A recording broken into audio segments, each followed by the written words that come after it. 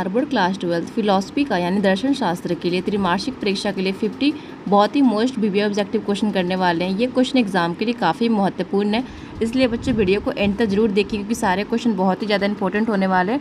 और जिसको भी पीडीएफ चाहिए आप लोग मेरे टेलीग्राम से ज्वाइन हो जाना, उसका डिस्क्रिप्शन में आपको लिंक दिया गया है और मैं आपको पीडीएफ प्रोवाइड करा दूंगी। तो चलिए शुरू करते हैं क्वेश्चन नंबर 1 से। क्या कहता है कि दर्शन शब्द की उत्पत्ति किस संस्कृति धातु से हुई है? तो बच्चों बहुत ज़्यादा इंपॉर्टेंट क्वेश्चन है, ध्यान रखना। ये दृश्य धातु से हुई है, ऑप्शन नंबर ए हमारा करेक्ट हो जाएगा। क्वेश्चन नंबर 2 देखते हैं कि भारतीय दर्शन के प्रकृतिक निम्नलिखित में से किस प्रकार की है?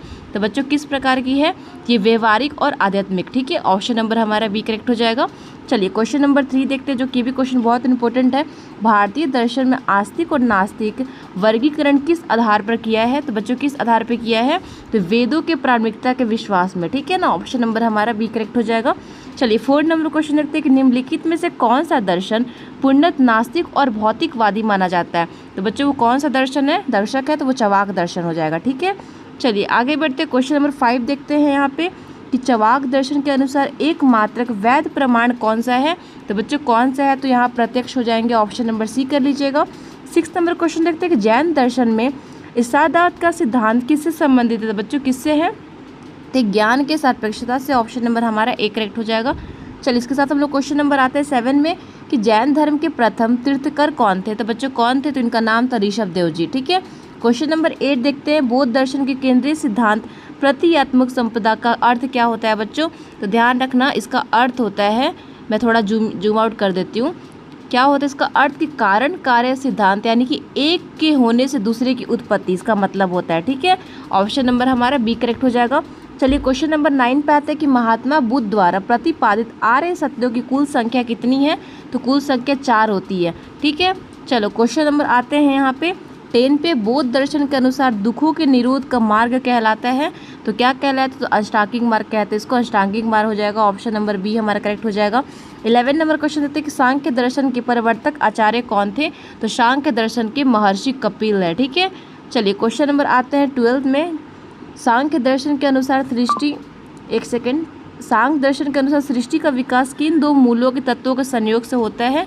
तो ध्यान रखिएगा, पुरुष और प्राकृतिक, ठीक है। पुरुष और प्राकृतिक, ऑप्शन नंबर हमारा बी हो जाएगा। से 30 नंबर पे आता है, सांख्य दर्शन के गुणत्रय निम्नलिखित में कौन शामिल नहीं है? पूछ रहा है। नहीं है तो हमारा देखो सत्य है, रजस है और तमस है, लेकिन मोक्ष नहीं है, तो मोक्ष हमारा नहीं है, ऑप्शन नंबर डी करेक्ट हो जाएगा। आगे बढ़ते क्वेश्चन नंबर 14 के साथ में कि योग दर्शन के सूत्रकार कौन है? तो सूत्रकार कौन है? तो ये महर्षि पतंजलि हो जाएंगे, ऑप्शन नंबर ए करेक्ट हो जाएगा। 50 नंबर क्वेश्चन पे आते हैं कि महर्षि पतंजलि के अनुसार योग का सही परिभाषा क्या है? तो योग का सही परिभाषा क्या होता है बच्चों? कि चित्त वृत्ति का निरोध है, ठीक है। ऑप्शन नंबर हमारा बी करेक्ट हो जाएगा। आते हैं 60 नंबर क्वेश्चन पे, अष्टांग योग का प्रथम अंग कौन सा है? तो अष्टांग योग कह रहा है, तो बच्चों यहाँ पे यम हो जाएंगे, ठीक है। यम पे लगा लीजिएगा, ऑप्शन नंबर हमारा करेक्ट हो जाएगा यहाँ पे बी।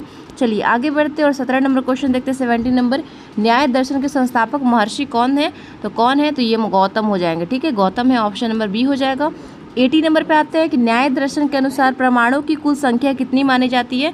तो परमाणु की संख्या कुल 4 होती है, ऑप्शन नंबर हमारा सी हो जाएगा।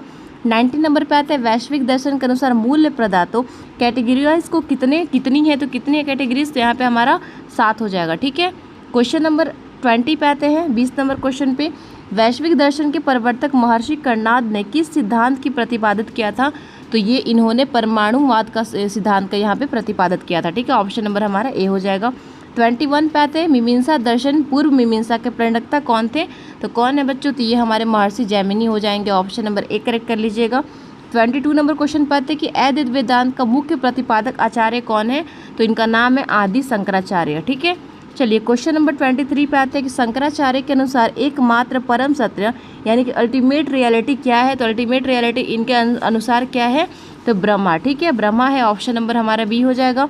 24 पे आते हैं कि ब्रह्मा सत्य जगमिता यह प्रसिद्ध कथन किस दर्शन के मूल आधार है? ये कौन से दर्शन के? तो अद्वैत वेदांत हो जाएंगे, ऑप्शन नंबर हमारा बी करेक्ट हो जाएगा। 25 नंबर क्वेश्चन पे आते हैं कि पाश्चात्य दर्शन का जनक किसे माना जाता है? तो ये थेल्स को मानते हैं, ठीक है। चलिए 26 नंबर क्वेश्चन पे आते हैं, जो कि बहुत ज़्यादा इंपॉर्टेंट ये क्वेश्चन है, ज्ञान के सद्गुण नॉलेज ऑफ वर्टी इतिहास कथन किसका है? तो किसका कथन है? तो ये हमारा सुकरात का कथन है, ऑप्शन नंबर हमारा ए हो जाएगा। 27 नंबर क्वेश्चन पे आते हैं, ये भी इंपॉर्टेंट क्वेश्चन है, प्रसिद्ध दार्शनिक प्लेटो का महान कृति का नाम क्या है? तो इनकी कृति का नाम है द रिपब्लिक। ठीक है, द रिपब्लिक इनकी कृति का नाम है, ऑप्शन नंबर बी हो जाएगा। 28 नंबर क्वेश्चन देखते हैं। पश्चात आधुनिक बुद्धिवाद के संस्थापक किसे माना जाता है? तो बुद्धिवाद के जो संस्थापक इनको रेन डेकार्ट है, ऑप्शन नंबर हमारा बी हो जाएगा। चलिए आगे बढ़ते क्वेश्चन नंबर 29 के साथ में। डेकार्ट का प्रसिद्ध दार्शनिक सूत्र कोजिस्टो एगो सम का अर्थ क्या है? तो इसका अर्थ होता है मैं सोचता हूँ इसलिए मैं हूँ। ठीक है, चलिए क्वेश्चन नंबर 30 पे आते हैं। अनुभववाद में के प्रवर्तक के रूप में किसे जाना जाता है? तो अनुभववाद के प्रवर्तक के रूप में किसे जाना जाता है? तो इनका नाम है जॉन लॉक। ठीक है, चलिए आगे बढ़ते क्वेश्चन नंबर 31 के साथ में। जॉन लॉक के अनुसार जन्म के समय मानव का मन किस समान होता है? तो उनके अनुसार मानव का मन कोरिस्टल के द्वारा समान होता है, तो कोरिस्टल लगा लीजिएगा। चलिए आगे बढ़ते क्वेश्चन नंबर देखते हैं 32 को। शत्रुपता की पश्चाता है का सिद्धांत किस अनुभववादी का दार्शनिक ने दिया था? इनका नाम था बकरल। ठीक है, बकरल नाम था, ऑप्शन नंबर ए हो जाएगा। 33 नंबर क्वेश्चन पे आते हैं। बुद्धिवाद और अनुभववाद के मध्य समन्वय स्थापित करने वाला जर्मन दार्शनिक कौन था? जर्मन दार्शनिक पूछ रहे हैं यहाँ पे, तो ये हमारे इमैनुअल कैंट हो जाएंगे, ऑप्शन नंबर हमारा बी करेक्ट कर लीजिएगा, इमैनुअल कैंट। ठीक है, क्वेश्चन नंबर 34 पे आते हैं। नीति शास्त्र का मुख्य रूप किसे अध्ययन करता है? तो नीति शास्त्र का मुख्य रूप किसका अध्ययन करता है पूछ रहा है, तो ये करता है मानवीय आचरण के उचित अनुचित का। ठीक है, ऑप्शन नंबर हमारा बी हो जाएगा। आगे बढ़ते हैं 35 नंबर क्वेश्चन में। रीत की अवधारणा भारतीय दर्शन के किस क्षेत्र से संबंधित है? तो ये भारतीय दर्शन के बांडीय और नैतिक व्यवस्था संबंधित होता है, ऑप्शन नंबर हमारा ए करेक्ट हो जाएगा। 36 नंबर क्वेश्चन पर आते। श्रीमद् भगवत गीता का कौन सा सिद्धांत निष्काम कर्म पर बल देता है? तो कौन सा जो काम करता है? तो यहाँ पे कर्म वैधि रास्ते की मल फलेशु कदनाचक। ठीक है, ऑप्शन नंबर हमारा बी हो जाएगा। 37 पे आते हैं 37 नंबर क्वेश्चन पे। पुरुष तत्व का कुल संख्या कितना स्वीकार किया गया है? तो कितना स्वीकार किया गया है? तो ये स्वीकार किया गया यहाँ पे 4 हो जाएगा। ठीक है, 4 हो जाएगा, यानी कि ऑप्शन नंबर बी पे कर लेना। क्वेश्चन नंबर 38 नंबर पे आते हैं। ये भी क्वेश्चन इंपॉर्टेंट है। निम्नलिखित में से किसे परम पुरुषार्थ यानी जीवन का अंतिम लक्ष्य माना गया है? तो जीवन का जो अंतिम लक्ष्य है वो मोक्ष को माना गया है, ऑप्शन नंबर बी हो जाएगा, मोक्ष। क्वेश्चन नंबर 39 पे आते हैं। तर्कशास्त्र यानी कि लॉजिक किसका विज्ञान है? तो जो लॉजिक है वो वैध चिंतन का विचार है, ऑप्शन नंबर हमारा बी हो जाएगा। 40 नंबर क्वेश्चन पे बढ़ते हैं। जिस अनुमान या तर्क में निष्कर्ष अनिवार्य के रूप में अवधारणा वाक्यों को निकलता है उसे क्या कहते हैं? तो उसे कहा जाता है निगमात्मक तर्क। ठीक है, चलिए ऑप्शन नंबर हमारा बी हो जाएगा। 41 नंबर क्वेश्चन पे आते हैं। ये भी क्वेश्चन इंपॉर्टेंट है। अरस्तु के अनुसार एक वैध न्यायवाक्य में कुल कितने पद होते हैं? तो कुल कितने पद हैं? तो 3 है, इनके अनुसार 3 है, ऑप्शन नंबर हमारा बी हो जाएगा। 42 नंबर क्वेश्चन पे आते हैं। पर्यावरण नीति शास्त्र इन्वायरमेंटल एथिक्स किससे संबंधित है? तो इन्वायरमेंट जो एथिक्स है वो किससे संबंधित है? तो मनुष्य और प्रकृति के पर्यावरण नैतिक संबंध होता है, ऑप्शन नंबर हमारा बी हो जाएगा। क्वेश्चन नंबर आते हैं 43 में। कर्म का सिद्धांत लॉ ऑफ कर्मा किस नियम पर आधारित है? तो लॉ ऑफ कर्मा नैतिक कारण कार्य पर आधारित होता है, ऑप्शन नंबर हमारा क्या हो जाएगा? बी करेक्ट हो जाएगा। क्वेश्चन नंबर 44 पे आते हैं। निम्नलिखित में कौन सा दर्शन पूर्ण जन्म का अवधारणा को स्वीकार नहीं करता है पूर्ण जन्म की अवधारणा को? तो ये न्याय दर्शन हो जाएगा। ठीक है, ऑप्शन नंबर सी हो जाएगा, न्याय दर्शन। 45 नंबर क्वेश्चन पे आते हैं। बौद्ध दर्शन के अनुसार निवारण का वास्तविक अर्थ क्या है? तो निवारण का जो वास्तविक अर्थ होता है वो दुखों और तृष्णाओं को पूर्ण समन। ठीक है, ऑप्शन नंबर हमारा बी करेक्ट हो जाएगा। 46 पे आ जाइए। विष्टयादक दर्शन के प्रतिपादक आचार्य कौन है? तो कौन है, इनका नाम क्या है? तो रामानुचार्य है इनका नाम, ऑप्शन नंबर हमारा ए करेक्ट हो जाएगा।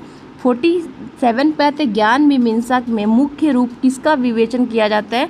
तो मुख्य रूप से ज्ञान के सूत्र और स्वरूप की प्रामाणिकता को, ऑप्शन नंबर हमारा बी करेक्ट हो जाएगा। चलिए 48 नंबर क्वेश्चन पे आते हैं कि स्पिनोजा ने ईश्वर और प्रकृति के संबंध में किस सिद्धांत का प्रतिपादन किया था?